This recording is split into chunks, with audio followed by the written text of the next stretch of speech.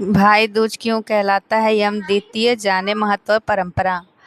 भाई दूज जो दिवाली के 2 दिन बाद मनाया जाता है, भाई बहन के रिश्ते को गहरा करने वाला एक खास पर्व है। इस दिन बहनें अपने भाई की लंबी उम्र, खुशहाली और समृद्धि की प्रार्थना करती हैं और उनके लिए अपने स्नेह का इजहार करती हैं।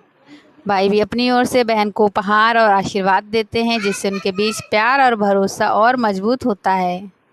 यह केवल उपहार और तिलक का अवसर नहीं, बल्कि भाई बहन के पारंपरिक संबंध में सुरक्षा, सम्मान और जिम्मेदारी की भावना को तिलक के लिए शुभ समय अवधि अभिजीत काल सुबह 11:43 से दोपहर 12:28 तक। अमृत काल जो है शाम 6:57 से रात्रि 8:45 तक।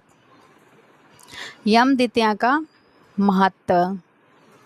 भाई दूज को यम द्वितीया भी कहा जाता है, क्योंकि इसका संबंध यमराज और उनकी बहन यमुना जी की कथा से जुड़ा है।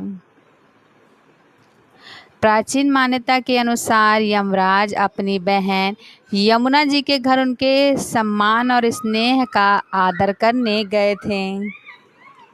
यमुना जी ने उन्हें तिलक किया, आरती उतारी और भोजन कराकर अपने प्रेम और सेवा का भाव दिखाया।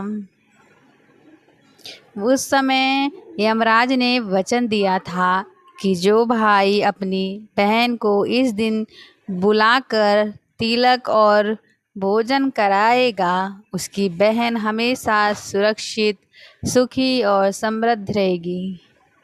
इस वजह से भाई दूज को यम द्वितीया कहा जाता है और यह पर्व भाई बहन के रिश्ते में सुरक्षा, स्नेह और आशीर्वाद का प्रतीक बन गया।